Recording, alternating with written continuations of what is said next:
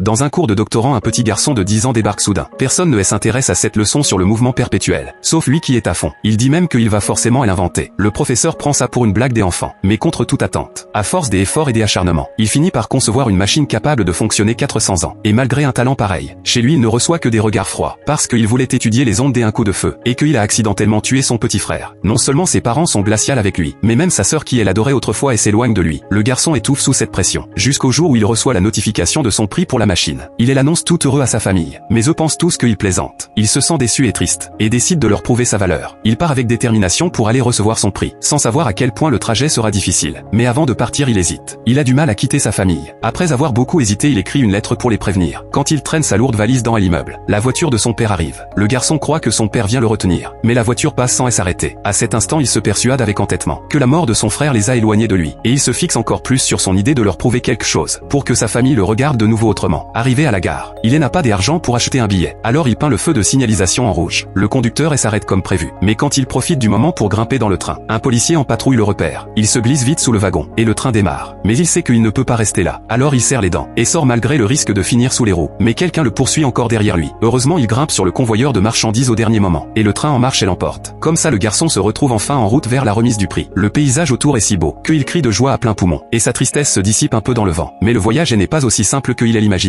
Lorsqu'il passe près d'une zone industrielle, une annonce demande un contrôle de sécurité. Le garçon panique. Il a peur d'être découvert. Alors il cherche à se cacher discrètement. Mais il ne trouve rien sur le moment. Pris de court, il se glisse dans un wagon de fret. Quand les agents commencent la vérification, son cœur remonte jusqu'à sa gorge. Pour éviter d'être repéré, il se fait passer pour une poupée mécanique. Au moment où il croit avoir réussi, un agent le fixe très longtemps, comme si quelque chose ne collait pas. Et là, le garçon a le nez qui coule, ce qui rend le doute encore plus fort. Il reste raide sans cligner des yeux. Au moment où il pense être démasqué, le sifflet de départ du train retentit, et l'agent s'éloigne enfin. Le garçon échappe de peu au pire, et continue son trajet en train vers la suite.